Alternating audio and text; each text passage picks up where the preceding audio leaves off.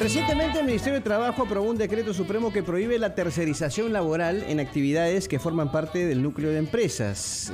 ¿Qué es la tercerización laboral y en qué medida favorece al empleo actual? Estamos con Osvaldo Molina, economista de la Red de Estudios para el Desarrollo y el Momento Económico. Osvaldo, ¿cómo estás? Muy buenos días. Buenos días. Hola Carlos, hola Mabel. Hola. Es verdad, hace poco el Ministerio de Trabajo aprobó un decreto supremo que prohíbe la tercerización laboral en actividades que forman parte del núcleo de las empresas.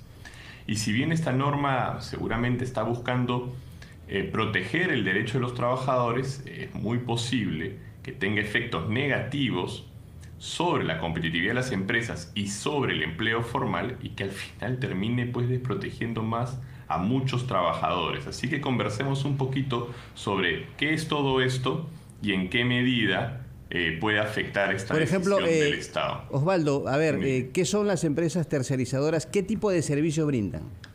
Perfecto. Mira, la tercerización laboral consiste en que una empresa, llamada empresa usuaria, contrata a una empresa tercera, una tercerizadora, para que realice alguna actividad de forma que forme parte de su proceso productivo. Entonces, la empresa tercerizadora emplea a trabajadores para prestarle este servicio a la empresa usuaria. Ojo, la empresa tercerizadora es la responsable de proveer estos servicios, no los trabajadores. Esto implica que los trabajadores tercerizados responden a la empresa tercerizadora, ¿no? Y esta es la que responde a la empresa usuaria. Eso es bien importante, ¿ya? Porque en otros casos, en otras figuras, ¿no? Los que responden son los trabajadores, ¿no? En este caso es, yo como empresa usuaria contrato a una tercera empresa tercerizadora para que me brinde un servicio. Y de hecho, de acuerdo con el informe del Instituto Peruano de Economía, las empresas contratan empresas tercerizadoras principalmente para el mantenimiento de sus equipos y para la seguridad de sus instalaciones. Entonces, de eso se está tratando este tipo de estos casos. Ahora, ¿cuáles son, Osvaldo, estas nuevas medidas que se van a implementar a nivel del Ministerio de Trabajo, ¿no? Para que la gente lo entienda, en qué medida puede perjudicar o no la situación de las empresas en términos generales? De acuerdo. Lo que este decreto supremo hace es prohibir la tercerización laboral para actividades que forman parte del núcleo del negocio. Ahora, la pregunta que todos nos hacemos es exactamente qué es el núcleo del negocio. ¿Te das cuenta? Porque el gran problema aquí es la definición del núcleo del negocio. Entonces, para muchos, incluido el Ministerio de Economía, que emitió una opinión en contra de esta medida, ¿no? Ellos indican en su informe explícitamente que el concepto del núcleo del negocio es muy subjetivo y discrecional, por lo que carece de predictibilidad. Y al no tener predictibilidad, entonces las empresas no van a saber exactamente qué hacer, ¿no?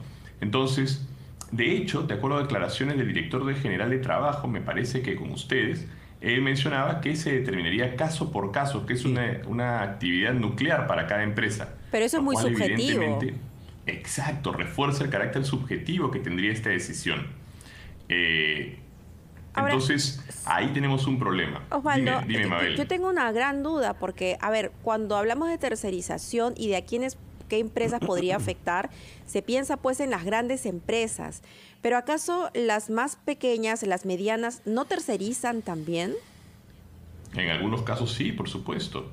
Y aquí una cosa importante, ¿no? Cuando uno tiene que pensar de qué estamos hablando para que la gente que nos escucha se haga una idea de que de más de 1.000 empresas tercerizadoras que dan empleo a más de 100.000 personas. Ojo, empleos formales. Es un montón. ¿Ya? Entonces, de prohibirse la tercerización, es posible que desaparezcan partes de estas empresas tercerizadoras y es posible que muchos de estos trabajadores no sean lo que el ministerio o muchas de las autoridades creen es que esas personas inmediatamente van a ser absorbidas por la empresa usuaria, pero esto no es necesariamente cierto, ¿no? Entonces, por ejemplo, en este mismo informe del IPE, del Instituto Peruano de Economía, ellos analizaban el ejemplo de la experiencia de Ecuador. En Ecuador se prohibió la tercerización y la intermediación laboral en el 2008. Y tras esta medida, ellos tenían en ese momento 1.460 empresas tercerizadoras. De estas, cerca de 540 cerraron. Y ellos tenían alrededor de 1 millón de trabajadores tercerizados, de los cuales solo el 20% fueron contratados luego. Entonces, lo que queda claro es que no es exacta esa transición que posiblemente muchas autoridades creen. Es posible que muchos de esos trabajadores sean contratados, sí, pero también es muy posible que muchos de esos no sean contratados o que lo que se esté haciendo es que no sean contratados de manera formal. Así es. Con lo cual estaríamos incentivando más aún la informalidad laboral. Esto además reduciría la productividad ganada por la especialización de cada empresa y podría paralizar algunos proyectos que han sido tercerizados. Y en 2 palabras, Osvaldo, ¿cuál sería la medida más viable para proteger los derechos de aquellos trabajadores tercerizados? Sí, mira, a ver, nadie quiere, ¿no?, que haya excesos injustos contra trabajadores, pero probablemente la mejor manera de hacer eso es supervisándolos. Lo que hoy tenemos es que, por ejemplo, SUNAFIL, que es el organismo encargado de hacer las supervisiones laborales, solo realizó 144 inspecciones a empresas tercerizadas en 2018. Entonces, una buena manera de poder mejorar la situación es fortaleciendo aún más las acciones de supervisión y fiscalización por parte de SUNAFIL, ¿no?, que de hecho ese fue el consejo también del Ministerio de Economía y Finanzas, ¿no? Entonces, no hay una prohibición total. En el fondo lo que está asumiendo es que todos se comportan mal cuando eso no necesariamente es el caso, ¿no? Osvaldo, muchísimas gracias. La verdad es que cada vez nos va quedando más claro cuánto esto puede afectar no solamente a las empresas grandes, sino también a los trabajadores que dependen de esos contratos. Cerca de 100.000 en un momento en que todavía hay muchísimo desempleo. Osvaldo Molina, muchísimas gracias. Gracias, Osvaldo. Son las 6.